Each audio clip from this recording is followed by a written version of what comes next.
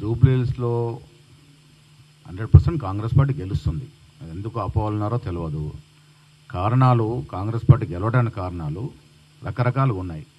మంచి అభ్యర్థి ఉన్నాడు, ప్రజలు అందుబాటులో ఉండే అభ్యర్థి ఉన్నాడు, యువకుడైన అభ్యర్థి ఉన్నాడు, చదువుకున్నవాడైన అభ్యర్థి ఉన్నాడు. ఎదుటివారి చదివేంటో నేను కామెంట్ చేయను. పీజీ చేసినటువంటి అభ్యర్థి మాకు యువకుడిగా ఉన్నాడు. ప్రజలు నాయకుడు అంటే ఎలా ఉండాలి, ప్రజలకు అందుబాటులో ఉండాలి. అందులోని ఇలా బీసీ అభ్యర్థి అక్కడ మాకు పలుకున్నా. వారికి తోడు కాంగ్రెస్ ఇచ్చిన సంక్షేమం 80% జనానికి జూబ్లీహిల్స్లో చేరుతా ఉంది. అది ఫ్రీ బస్సు కావచ్చు, ఉచిత బియ్యం కావచ్చు, సన్న బియ్యం కావచ్చు, ఇంధన మిల్లు కావచ్చు, ఉచితంగా వాడుకున్న 200 రూపాయల యూనిట్లు పవర్ కావచ్చు, ఇవన్నీ కూడా అందుతూ ఉన్నాయి.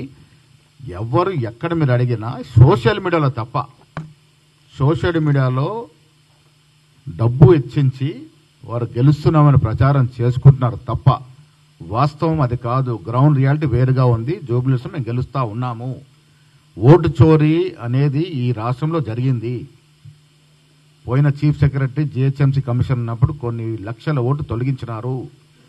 అదే మాదిరిగా జూబ్లీహిల్స్ ఎలక్షన్లో కూడా 15 ఏళ్ళుగా ఉన్నటువంటి అభ్యర్థి అక్కడ ఇతర రాష్ట్రాలను తీసుకొచ్చి ఇక్కడ ఓటు నమోదు చేయించుకొని ఉన్నారు. ఆ ప్రమాదం ముందేనే హెచ్చరిస్తా ఉన్నాము.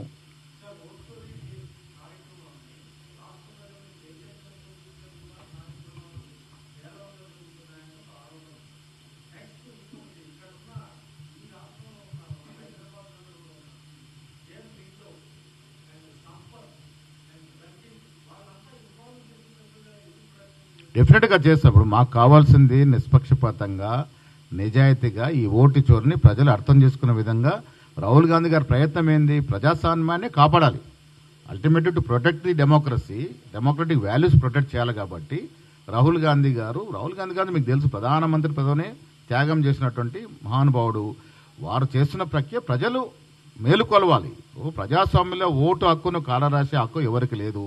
కొన్ని చోట్ల ఓటు హక్కుని కాలరాస్తా ఉన్నారు, కొన్ని చోట్ల దొంగ ఓట్లను జమ చేసుకుంటా ఉన్నారు వారి అవసరాల కొరకు. ఇది ప్రజల వద్ద ఎండగట్టే ప్రయత్నం రాహుల్ గాంధీ గారు చేస్తా ఉన్నారు. అల్టిమేట్ న్యాయ నిర్ణయితే ప్రజలు. Thank you.